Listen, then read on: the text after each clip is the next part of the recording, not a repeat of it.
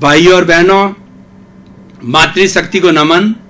Channel 24+ news के खास विशेष, मन को शांति देने वाला, मन को तृप्ति देने वाला और हमारे सारी इंद्रियों को सुख देने वाला और जीवन में प्रसन्नता लाने वाला, आनंद लाने वाला और हमें सभी कष्टों से दूर करने वाला शांति प्रदाता पुनरुत्थान कार्यक्रम में आप सभी का हार्दिक स्वागत है, अभिनंदन है, सत्कार है।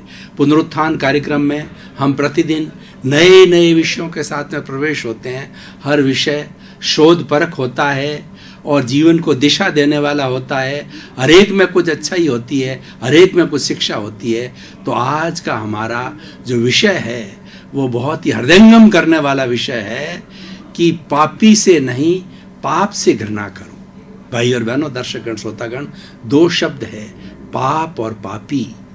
पाप एक प्रवृत्ति है और पापी उस प्रवृत्ति को करने वाला है। तो हमारा एपिसोड ये है कि हमें पापी से घृणा नहीं करनी है, पाप से घृणा करनी है। ये हम धीरे धीरे इसका विस्तार करेंगे। पाप किसे कहा जाता है? बुराई करने को पाप कहा जाता है। दूसरे को कष्ट देना, झूठ बोलना, हिंसा करना और परिग्रही बनना, अब्रह्मचारी बनना और लोगों के साथ मिसबिहेव करना, लोगों को चीटिंग करना, धोखा देना और प्रताड़ना देना, पर्यावरण को बिगाड़ना, पर्यावरण का दोहन करना और अपने पड़ोसियों के साथ के अंदर बुरा बर्ताव करना, परिवार के सदस्यों के साथ में क्रोध करना और जो अपने मातहत है उन लोगों को इन्फीरियरिटी की दृष्टि से देखना, ऐसी असंख्य असंख्य जो है वो बातें हैं, वो पाप कहलाती है। यानी मोटे तौर से जो हम दो क्लासिफिकेशन करें कि एक तो जो है वो अच्छाई और एक बुराई। जो अच्छाई का पलड़ा है वह हमारा पुण्य है और जो बुराई का पलड़ा है वह हमारा पाप है। As you sow, so will you reap is the concept of our Indian culture. जैसा आप बोओगे वैसा पाओगे, जैसी करनी वैसी भरनी। आप जैसा व्यवहार करोगे उसी के अनुरूप आपको फल मिलेगा। जैसा बीज बोओगे वैसा ही आपका पौधा होगा और वैसा ही फल होगा। इसीलिए हमें ये चिंतन करना है कि हमको कौन सा कार्य करना है जिससे कि हमें सुख मिले, आनंद मिले, शांति मिले और सुकून मिले। उसके लिए हमें पाप की प्रवृत्ति को छोड़ना होगा। पाप और पुण्य जो है ये दोनों, पाप एक बड़ा वटवृक्ष है जिसको मोह का वटवृक्ष कहते हैं। वटवृक्ष इतना होता है, इतना फैल जाता है कि उसकी टहनियाँ, टहनियों में से टहनियाँ, टहनियों में से टहनियाँ और कितने पत्ते विकसित हो जाते हैं। बड़ का पेड़ है जैसे, ये वटवृक्ष हो जाते हैं। तो मोह का जो वटवृक्ष है वो सब पाप का वटवृक्ष है, वह सब बुराइयों का वटवृक्ष है। और उधर जो है पुण्य का वटवृक्ष है, वह जो है अच्छाइयों का वटवृक्ष है। बुराइयां और अच्छाइयां दोनों एक साथ साथ रहती है, उसका डिमार्केशन करना बहुत ही मुश्किल है। दोनों की सरहद मिली हुई है और ऐसा कहा जाता है कि हमारे हृदय के अंदर अच्छाई और बुराइयां कौरवों और पांडवों की तरह युद्ध करती रहती है। जैसे कि कुरुक्षेत्र के मैदान के अंदर कौरवों और पांडवों का युद्ध हुआ, महाभारत हुआ, उसी तरीके से बुराइयां और अच्छाइयां हमारे हृदय में हर वक्त लड़ती रहती है। इनका स्ट्रगल चलता रहता है, संघर्ष चलता रहता है, क्योंकि इसकी कोई डिमार्केशन नहीं है, एक दूसरे से जुड़ी हुई है। लेकिन जो व्यक्ति अच्छाइयों पर जीत प्राप्त कर लेता है, यानी अच्छाइयां बुराइयां पर जीत प्राप्त कर लेता है, तो वह व्यक्ति अच्छा बन जाता है। और बुराइयां हावी हो जाती है तो वह व्यक्ति बुरा बन जाता है, वह व्यक्ति पापी बन जाता है। अब देखिए, पापी वह होता है जो पापकारी प्रवृत्ति करता है, पापकारी एक्टिविटी करता है, पापकारी जो है कार्य पद्धति करता है, उसको पापी कहा जाता है। अब देखिए, हमने पाप की बात कही और करना वाला पापी कहलाता है, लेकिन वो पाप क्यों करता है? हमें थोड़ा गहराई में जाने सोचना पड़ेगा कि ऐसे ऐसे कौन से कारण हैं जिससे कि व्यक्ति पाप करता है। सबसे बड़ा कारण है अज्ञानता। व्यक्ति को ये ज्ञान ही नहीं होता है कि पुण्य क्या होता है, पाप क्या होता है। पाप करने से मेरी दुर्गति होगी, पाप करने से मेरी प्रतिष्ठा गिरेगी और पाप से मेरे कर्मों का बंधन होगा और मैं 84 लाख जीवा योनि में हमेशा हमेशा भटकता रहूँगा और बड़ा पाप करूँगा तो नारकी के अंदर चला जाऊँगा। इसका कोई ज्ञान नहीं रहता है, वो अज्ञानता के वशीभूत होकर के पाप करता है। और दूसरा है लोभ। कई बार व्यक्ति लोभ के लिए पाप करता है। कुछ ऐसे लोग होते हैं, कुछ ऐसी संस्थाएं होती है जो अपने स्वार्थ के लिए किसी व्यक्ति को फंसा देते हैं, जैसे कि आतंकवाद। ये बहुत बड़ा पाप है। 1, 2, 4, 5 आतंकी जो है वो पूरे शहर को हिला देते हैं, पूरे देश को हिला देते हैं और पूरा वो नज़रबंद कर देते हैं उस एरिया को, क्या फ्लाइट को, क्या पब्लिक प्लेस को, क्या कि लोग कहीं बाहर नहीं जा सकते। उसके भीतर उसकी इतनी दहशत हो जाती है, उस दहशत के अंदर कई लोग मर जाते हैं और दहशत के कारण कईयों को बहुत ज़्यादा कष्ट होता है। और आजकल क्योंकि हमारा ग्लोबलाइजेशन है, हमारा इंटरनेट का युग है, तो वो बात पूरे विश्व के अंदर फैल जाती है कि किस प्रकार 2, 4, 5 आतंकियों ने मिल करके इतने बड़े शहर के, इतने बड़े सिक्योर्ड पब्लिक प्लेस को दहशत फैला दी है। चाहे बॉम्बे के अंदर हुआ हो, चाहे फ्रांस में हुआ, और होते ही रहते हैं। तो ये क्या बुराई है? ये पाप है। ये कौन है? कुछ ऐसी एजेंसियां हैं जो व्यक्ति को परचेज करते हैं, लोभ देते हैं, लोभ में दे करके और ऐसे जवान लड़कों को आतंकी बनाते हैं, उनको ट्रेनिंग देते हैं, उनको हथियारों से लैस करते हैं लोभ के वशीभूत होकर के। और तीसरा ये होता है तिरस्कार के वशीभूत होकर। कई बार क्या होता है कि व्यक्ति अपराध में क्यों जाता है कि उसका परिवार उसकी केयर नहीं करता, परिवार उससे नफरत करता है, समाज उससे नफरत करता है, घरवाली उसकी पत्नी उससे नफरत करती है, बच्चे उससे नफरत करते हैं, तो उसके पास के अंदर कोई रास्ता नहीं बचता है, तो अपराध की दशा में चला जाता है, चोरी की दशा में चला जाता है, दुष्टता की दशा में चला जाता है और व्यक्ति पाप करने लग जाता है, वो पापी बन जाता है। तो ये कारण जो हो गया उसका तिरस्कार की वजह से। और उसके बाद अगला कारण है अभाव। कई बार क्या होता है कि बहुत से इस दुनिया में ऐसे लोग हैं, दुनिया में नहीं, हिंदुस्तान में कहा जाता है कि 50% लोग बिलो पॉवर्टी जी रहे हैं आज भी। बहुत से हमारे भाइयों को 2 जून की रोटी नहीं मिलती, वो फुटपाथ पर सोए रहते हैं। तो बताइए, तो वो लोग जो है ना, वो क्या करेंगे?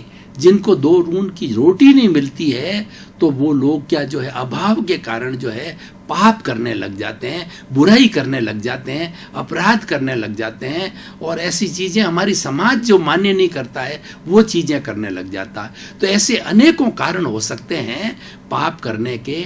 तो प्रश्न ये है कि जो व्यक्ति पाप कर रहा है वो इन कारणों के वशीभूत होकर के कर रहा है, किसी परिस्थिति वश कर रहा है। अगर हम परिस्थितियां हटा दें, उन कारणों को डायग्नोसिस करके, उनको कारणों को गहराई से करके, और मनोवैज्ञानिक व्यक्ति अगर उस व्यक्ति के साथ बैठे और तो वो खुद भी सुखी जीवन जीना चाहता है, स्वतंत्रता का जीवन जीना चाहता है, आनंद का जीवन जीना चाहता है, सम्मान का जीवन जीना चाहता है, पापी उनको हटा दिया जाए तो व्यक्ति ठीक हो सकता है। यानी पापी का हमें शुद्धिकरण करना चाहिए।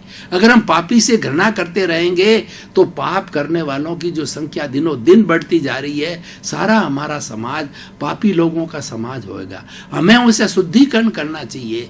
व्यक्ति, मानव जो है वो गलती का पुतला है, टू एयर इज ह्यूमन। कुछ न कुछ कारणों से हो जाती है और सबसे बड़ा कारण कर्म के वशीभूत होकर के व्यक्ति के ऐसे कर्म किए हुए होते हैं कि वो बाउंड होता है। उसने कुछ ऐसे कॉजेज डाल दिए हैं, कुछ ने उसने ऐसे भाव बीज डाल दिए हैं, कर्म बीज डाल दिए हैं कि आज वो फल कर्म फल के रूप में और कर्म परिणाम के रूप में वशीभूत होकर के पापी बन गया। तो उस व्यक्ति का हमें शुद्धिकरण करना चाहिए। उस व्यक्ति का जो है वो हमें सुधारने का प्रयत्न करना चाहिए, उससे घृणा नहीं करनी चाहिए। अब देखिए, व्यक्ति पाप कर रहा है, उसके अपने कारण हैं, उसके अपने कर्म हैं, उसके वशीभूत होकर के वो कर रहा है और वह व्यवस्थित शक्ति के अधीन कर रहा है। कुछ संजोग मिलकर के उसको करा रहे हैं, वो उसके हाथ में भी नहीं है। उस पाप से दूर होना उसके स्वयं के हाथ में भी नहीं है। कुछ संजोग मिल गए और उस व्यवस्थित शक्ति के अधीन कर रहा है, तो बताइए उससे घृणा करने से हमको क्या लाभ है?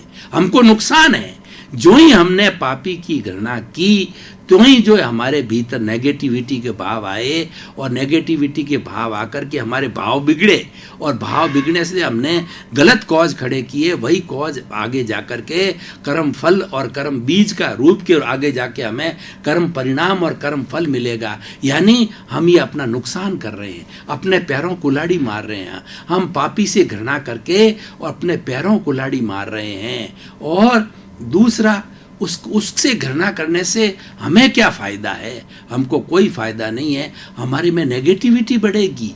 जितनी जितनी हम घृणा की बात उससे करेंगे, हमारे भीतर घृणा के भाव आएंगे। और अगर उसी के प्रति सहानुभूति रखेंगे, आप मनोवैज्ञानिक हैं, आप पढ़े लिखे लोग हैं, आप अनुभवी लोग हैं, उसको लेकर के बैठिए कि भैया ऐसा क्यों कर रहा है, मैं तुम्हारा पिता तुल्य हूँ, मैं तुम्हारा बड़ा भाई के समान हूँ, और तुम्हारी बात को मैं आगे नहीं करूँगा। तुम खुल करके मेरे से बात करो कि किस वजह से तुम पाप कर रहे हो, तो वो सारा चिट्ठा अपने दिल की बात को खोल देगा। क्योंकि वो भी अंदर घुटन महसूस कर रहा है कि मुझसे कुछ कारणों का पता लगा है, मुझे कुछ सुधार करे, लेकिन सुधार करने वाला उसको नहीं मिलता है। वो घुटन सारी आपके सामने रख देगा। आपको कारण एक कांच की तरह स्पष्ट जो है स्फटिक की तरह आपको मालूम पड़ जाएगा। अब आप उसमें सुधार कर सकते हो, किसी हेल्प ले सकते हो, उसके फैमिली मेम्बर की हेल्प ले सकते हो, तो वह सब हो सकता है।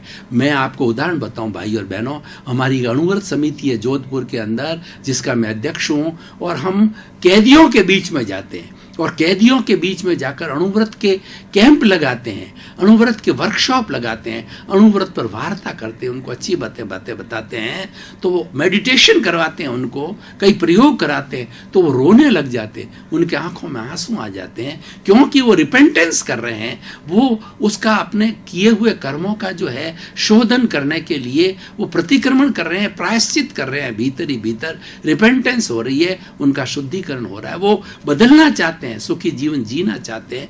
मतलब ये है कि पापी को सुधारना चाहिए, उससे घृणा नहीं करनी चाहिए। घृणा किसे करना चाहिए? कि पाप से करनी चाहिए। क्योंकि पापकारी वृत्ति से आपने घृणा नहीं की तो उस वृत्ति का आप भी पालन कर लोगे। और अगर पापकारी वृत्ति के अंदर आप इंडल्ज हो गए, जो कोई व्यक्ति पापकारी, जैसे व्यसन है, व्यसनी के पास में आपने कुसंगत कर ली, आप व्यसन बन जाओगे। अपराधी के पास में बैठने लग गए तो धीरे धीरे वो आपको चुंगल में फंसा देगा, वो आपको अपराधी बना देगा कुछ न कुछ कारणों से। और ऐसे हिप्नोटिज्म भी बहुत चला है कि व्यक्ति जो है किसी को गलत रास्ते में डालने के लिए उस पर हिप्नोटिज्म भी करते हैं। तो इसीलिए कुल मिलाकर है वो हमें पाप से घृणा करनी चाहिए, पाप की वृत्ति से दूर रहना चाहिए। हमें पापी से घृणा नहीं करनी चाहिए, पापी को सुधारना चाहिए, क्योंकि वह भी सुधरना चाहता है। उसको सुधारेंगे तो ये बहुत बड़ी सेवा है, पापी को सुधारने की बहुत बड़ी सेवा है। आपने बहुत बड़ा कार्य किया है कि ऐसे व्यक्ति को सुधारा है। क्योंकि व्यक्ति को हम एक को सुधारते हैं तो हमें भी अभ्यास हो जाता है कि व्यक्ति को कैसे सुधारा जाता है। एक अपराधी के साथ में, एक पापी के साथ बैठ करके सारा वृतांत सुनते हैं और उसकी बात को सुनते हैं तो हमारे अंदर भी रियलाइजेशन होता है कि किन किन कारणों से वशीभूत होकर के व्यक्ति पाप करता है। तो हम दूसरे, वो उसको ठीक करके हम दूसरे पे अप्लाई कर, हम एक मनोवैज्ञानिक डॉक्टर, पापी को सुधारने के मनोवैज्ञानिक डॉक्टर बन जाएंगे। जैसे डॉक्टर जो है ओपीडी में बहुत सारे का जो डायग्नोसिस करके ट्रीटमेंट लिखता है, सर्जन सर्जरी करता है, उसी तरह से हम मनोवैज्ञानिक डॉक्टर बनकर के पापियों को सुधार सकते हैं। ये समाज की बहुत बड़ी सेवा है, सेवा नहीं अति उत्तम सेवा है। तो भाई और बहनों, दर्शकगण, श्रोतागण, आज का एपिसोड इतना सुंदर है, इतना सुंदर नहीं है, हमारी संस्कृति का बहुत पुराना ये है कि भाई पाप से घृणा करो, पापी से घृणा नहीं करनी है। ये पुराने समय से चला आ रहा है हमारा नारा, तो हमें उसका जीवन में पालन करना चाहिए और समाज के इसका प्रचार प्रसार करना चाहिए कि हमें पापी में सुधार करना है, लेकिन पाप में इंडल्ज नहीं होना है। आज देखिए हमारी युवा शक्ति को देखिए, जो कि भारतवर्ष के अंदर 80 करोड़ युवा है। मुझे सबसे ज़्यादा चिंता अपने युवाओं की रहती है और मेरे ज़्यादा से ज़्यादा एपिसोड से युवाओं को समर्पित होते हैं, क्योंकि युवा जो है वो कर्मजा शक्ति से भरपूर होते हैं, वो विस्फोट कर सकते हैं, वो बहुत बड़ा कार्य कर सकते हैं। लोगों ने सबसे बड़ा अपने जीवन में कार्य किया है वो युवा अवस्था में किया है। युवा अवस्था के अंदर हमारी सारी इंद्रियां काम करती है, शरीर के अंदर ओज आता है, शरीर में ताकत होती है, शरीर में ललक होती है, कुछ करना चाहते हैं, कुछ बनना चाहते हैं, कुछ होना चाहते हैं। हम बहुत कुछ कार्य जो है युवा शक्ति यानी 45 की एज तक, 18 से लगा के 45 की जो एज है ये युवा एज कहलाती है। उसमें हम बहुत बड़ा बड़ा कार्य कर सकते हैं। उसके बाद में तो 50, 60, 70 के बाद व्यक्ति ढल जाता है, एक सांचे में ढल जाता है, एक मोल्ड में ढल जाता है, मतलब वो सेटल हो जाता है और फिर अपने जीवन में जैसे किया है वो अनुभव बांटता रहता है या उसी लाइन पे चल करके और लोगों का समूह बना करके और लोगों को वह चीज़ वितरण करता रहता, क्योंकि उसने इस इतने लंबे 18 से 45 साल की उम्र में 20-25 साल में बहुत बड़ा अनुभव गेन किया है। अनुभव बहुत बड़ी चीज़ होती है। अनुभव के कारण ही व्यक्ति महान होता है और अनुभव के कारण ही सारे बड़े बड़े कार्य होते हैं। जितनी बड़ी बड़ी फैक्ट्री चलती हैं, बड़े बड़े ये राजनीति के कार्यकर होते हैं, बड़े बड़े डॉक्टर लोग होते हैं, बड़े बड़े वकील लोग होते हैं, उसके अंदर अपनी इंटेलिजेंस ही अलग जगह है, अनुभव अलग जगह है, क्योंकि बहुत से लोगों के बीच में काम करते करते करते उनको इस तरह के एक्सपीरियंसेस हो जाते हैं कि वो एक्सपीरियंसेस हम अप्लाई कर सकते हैं और अनुभव करने से ही ये वरिष्ठ नागरिकता प्राप्त होती है। तो भाई और बहनों, दर्शकगण, श्रोतागण, मैं आज के एपिसोड को जो है आज के वर्तमान परिप्रेक्ष्य में देखता हूं कि आज हमारी युवा शक्ति जो अपराध के कारण है, वो पाप की वृत्तियां हैं, उसकी तरफ जाते हैं। जैसे उदाहरण के तौर पर व्यसन की तरफ ज़्यादा जाते हैं, ड्रग करने लग जाते हैं और उसके साथ साथ के अंदर जुआ खेलने लग जाते हैं और कुछ इस तरीके का अपराध की अवस्था में भी चला जाते हैं, डिप्रेशन की अवस्था में भी चले जाते हैं, क्योंकि वह पापकारी प्रवृत्तियों में इंडल्ज हो जाते हैं। हम जब इंडल्ज होने के लिए प्रथम कदम उठावें तो हमें सावधानी बरतनी है कि हम गलत दिशा के अंदर जा रहे हैं। उस वक्त हमें सपोर्ट चाहिए किसी का, उस वक्त जो है हमारी खुद की जो है वो पावर चाहिए, इमेजिनेशन पावर चाहिए, हमारी खुद की जो है वो कहना चाहिए निर्णय लेने की क्षमता हमारे में होनी चाहिए कि हम ये गलत जगह पर जो पांव रख रहे हैं, पांव को तुरंत हटा देना चाहिए कि मैं अगर इस पाप के रास्ते चला गया होता तो मेरा जीवन बर्बाद हो जाता है। इसीलिए संस्कार क्या होते हैं, यही तो संस्कार है। कहा जाता है बहुत बड़े बड़े संस्कारों के ऊपर वो बात हो रही है, संस्कार और संस्कृति पर बात हो रही है कि हमारी कैसी संस्कृति है, उसको जिंदा रखने के लिए संस्कार दिए जाने चाहिए। और माँ बच्चे की प्रथम पाठशाला होती है। माँ बच्चे को सबसे पहले अच्छे अच्छे संस्कार देती है कि मेरा बेटा आगे जा कर के एक अच्छा इंसान बने, एक महान व्यक्ति बने और बुराई की तरफ नहीं जाए, क्योंकि ये एक बुराई को हमने पकड़ ली तो सारी बुराइयाँ हमारे भीतर प्रवेश कर जाती है और उसी तरीके से हम अच्छाई को पकड़ते हैं तो अच्छाई की तरफ बढ़ते जाते हैं। तो कुल मिलाकर के आज हमारा निष्कर्ष ये है कि हम अच्छाई को पकड़ें, बुराई को छोड़ें, बुराई से नफरत करें। बुराई पाप है और बुराई हमें डुबाने वाली है, हमें नरक में ले जाने वाली है, हमारे जीवन को बर्बाद करने वाली है, हमें अशांत करने वाली है, हमारे परिवार को खराब करने वाली है और पूरा जो हमारा संतुलन है उसको पाप जो है बिगाड़ देता है। और पुण्य है वो अच्छाई है, वो मल्टीप्लाई होती है। जो व्यक्ति पुण्य की दिशा में चल जाता है, अच्छाई की दिशा में चला जाता है तो कई लोगों को जोड़ता है और कई लोग उसके साथ में टीम बन जाती है, अच्छे काम करने लग जाते हैं, अच्छे एनजीओ चलाने लग जाते हैं और भलाई के काम करते हैं। मैं आपको कुछ ऐसे लोगों की, ऐसे एनजीओ की बात करता हूँ, जैसे कि ब्लड डोनेशन की बात है कई लोगों को ऐसा चस्का लग जाता है कि वो ब्लड डोनेशन कराने के लिए कैंप लगाते हैं, समय समय पर कैंप लगाते हैं। बहुत अच्छा कार्य है, बहुत सफल होता है कार्य। कई लोग, मैंने ऐसा देखा, जुनून होता है कि अभी हमारे बाबा रामदेव का जो मेला लग रहा है, जिसमें हजारों हजारों लाखों लाखों लोग जो है पैदल यात्रा करके रूणीचा जा रहे हैं, तो लोगों को ललक होती है, वो उनको इच्छा होती है, वो ऐसे क्या है कि जगह पर अपने वो कैंप लगा देते हैं जहाँ पर वो यात्री आते हैं, नाश्ता करते हैं, भोजन करते हैं, विश्राम करते हैं, ऐसी दिशा में लग जाते हैं। कई लोगों को हमने देखा, उनको आनंद आता है कि सुबह ही सुबह वो भोजन बना करके हॉस्पिटल निकल जाते हैं और हॉस्पिटल जो है लोगों को जो है सादा भोजन बांटते हैं वार्डों में जा कर के।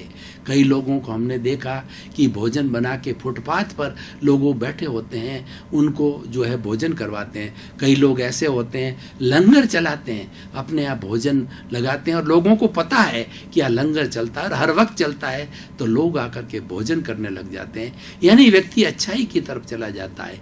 एक डॉक्टर है तो उसे कुछ समय अपना सेवा के लिए निकालना चाहिए।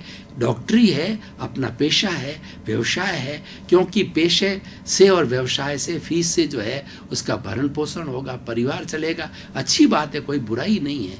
लेकिन कुछ समय हमें लोगों की जो है भलाई के लिए करना चाहिए। कुछ संस्थाएं जो कि फ्री जो है डॉक्टर्स का चेकअप करवाती है, वहाँ उसको जाना चाहिए और अपने अनुभव को बांटना चाहिए। जो व्यक्ति कुबेर है, पैसे वाला है, उसको कुछ पैसा अपना जो है वो लूले, लंगड़े, अपाहिज, अनाथ, विधवा, अभावग्रस्त, मूक, बधिर और उसके साथ के अंदर जो वरिष्ठ नागरिक वृद्धावस्था है, वृद्धाश्रम है, उसके लिए कुछ अपना पैसा स्पेयर करना चाहिए। क्योंकि ये जो हमारे समाज के अंदर जो अभावग्रस्त लोगों को सुविधा देने के लिए जो सिस्टम खड़ा हुआ है, वो सिस्टम जो है वो दानवीर लोगों के माध्यम से चलेगा, लोगों की अच्छी भावनाओं से चलेगा। जिन लोगों के पास में अपनी अच्छी व्यवस्था है, स्पेयर पैसा है, स्पेयर समय है, स्पेयर उनके पास में अनुभव है, वो बांटना चाहिए। तो भाई और बहनों, दर्शकगण, श्रोतागण, मैं ये कहना चाह रहा था कि पाप से दूर रहिए, पाप से घृणा कीजिए और पाप की जहाँ प्रवृत्ति दिखती है वहाँ से अपना मुंह मोड़ लीजिए।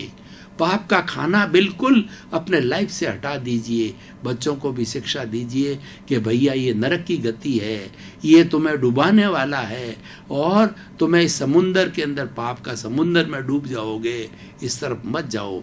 तुम तो पुण्य का काम करो, भलाई का काम करो, ईश्वर तुम्हारी मदद करेगा, लोग तुम्हारे साथ जुड़ेंगे, तुम्हें प्रतिष्ठा मिलेगी और ये समाज का ऋण उतरेगा। ये बहुत बड़ा परोपकार होता है। हमारे देखिए, मनुष्य जीवन हमने जो प्राप्त किया है, ये सर्वश्रेष्ठ जीवन है और ये बहुत बड़ी तपस्या के बाद है। और भारत में जन्म लेना, भारत एक आर्य देश है, ये सौभाग्य की बात होती है। हर एक को भारत में जन्म नहीं मिलता है। भारत में उन्हीं लोगों को जन्म मिलता है जिन्होंने कि पूर्व जन्म के अंदर अच्छे कार्य किए हैं, तो इस आर्य भूमि में जन्म लेते हैं। क्योंकि भारत एक ऐसा देश है जहाँ पर ऋषि, मुनि, तीर्थंकर, साधु है, वो तपस्या करते हैं और वो निर्वाण को प्राप्त होते हैं। भारत एक मंदिरों की नगरी है, भारत एक वसुधैव कुटुंबकम है, भारत एक सहिष्णुता का सागर है। या मैत्री है, प्रमोद है, करुणा है, मध्यस्थता है, प्रेम है, सहानुभूति है, पग पग के ऊपर सहयोग है। क्योंकि हमारी संस्कृति इन्हीं चीज़ों की बनी ही, इन्हीं मूल्यों से बनी हुई है। ऐसी जगह जन्म लिया, मानव जीवन प्राप्त किया, तो हमें सोचना चाहिए कि हमारे पर 4 तरह के ऋण हैं। पहला देव ऋण है। देव ऋण हम कैसे दूर कर सकते हैं? ईश्वर की भक्ति करके। सुबह 5 मिनट, 10 मिनट, 15 मिनट जो है हमने अपने ईश्वर को, अपने इष्ट को स्मरण किया। हमारे यहाँ कितनी आज़ादी है, कितनी धार्मिक स्वतंत्रता, किसी पे कोई पाबंदी नहीं है कि वो क्रिश्चियनिटी को पावन कर, जो क्रिश्चियनिटी का पालन करे, चाहे वो इस्लाम का करे, चाहे जैन धर्म का करे, चाहे बुद्ध धर्म का करे, चाहे हिंदू धर्म का करे, बिल्कुल स्वतंत्रता है। धार्मिक दृष्टि से कोई रेस्ट्रिक्शन है, आपका इष्ट है, आपका देव है, आपका धर्म है, उसका पालन करिए, उसके रिचुअल्स करिए, उसकी जो साधना पद्धति है उसके अंदर जाइए, आप पूर्ण स्वतंत्रता है। यही तो इस आर्य क्षेत्र की और भारत की विशेषता है। यहाँ पर बहुत स्वतंत्रता है, लेकिन बहुत स्वतंत्रता के बाद भी ये भारत जो एक ऐसा देश है, यहाँ पर जो है यूनिटी अमॉन्ग डाइवर्सिटी है। हमारी अनेकता में एकता है कि हम पाप को कोई स्थान नहीं देते, बुराइयों को स्थान नहीं देते, बुराइयों से दूर रहते हैं, बुरे लोगों से हम जो है बुरे लोगों को सुधारते हैं और बुरी प्रवृत्तियां, पापकारी प्रवृत्तियां उसे घृणा करते हैं। तो देव ऋण ईश्वर की भक्ति करके, और दूसरा होता है हमारा पितृ ऋण, माता पिता हम पालते हैं, पोसते हैं, बड़ा करते हैं, 25, 30, 40 साल तक वो अपना सर्वस्व हमारे पर लौटा करके और हमको एक अच्छे व्यक्तित्व के रूप में उभार करके पैरों पर खड़े करते हैं, हमारी शादी करते हैं, एजुकेशन दिलाते हैं और हमें रोजगार के लायक बनाते हैं। दर्शकगण, श्रोतागण, भाई और बहनों, बहुत बहुत धन्यवाद कि आपकी वजह से पुनरुत्थान कार्यक्रम प्रसिद्धि को प्राप्त हो रहा है और हमें फीडबैक मिल रहा है कि पुनरुत्थान कार्यक्रम में वाकई अच्छी अच्छी बातें बताई जाती है, जीवन निर्माण की बातें बताई है, संस्कार निर्माण की बातें बताई जा रही है, संस्कार और संस्कृति की बातें बताई जा रही है। इन सब का कारण आप हो, आप इसको सुनते हो और लोगों को प्रमोट करते हो, सभी सुने। तो आप पुनरुत्थान कार्यक्रम बराबर देखते रहिए, हमें प्रोत्साहन मिलेगा, हम भी अच्छी क्वालिटी के साथ में अच्छे अच्छे विचार आपके सामने नियमित रूप से प्रस्तुत करते रहेंगे। आपका जीवन आनंदमय हो, मंगलमय हो। आपके प्रति शुभकामनाएं।